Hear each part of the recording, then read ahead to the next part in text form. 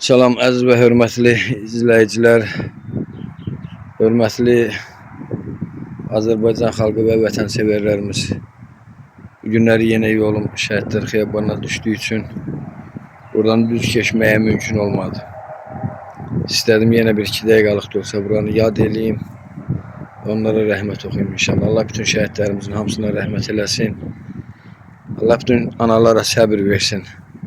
Bütün dünyadan köçən şəhidlərimizin analarına, valideynlərinə səbir versin. Qazilərimizə uzun ömür, can sağlığı arzulayıram.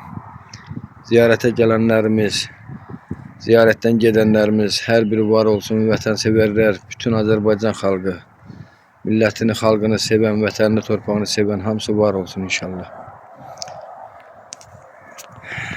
Hörmətlə Könüllü Nəzarət İctimai Birliyin üzvü Yevlax Təşkilatının sakini Məhəbbət Bayramov.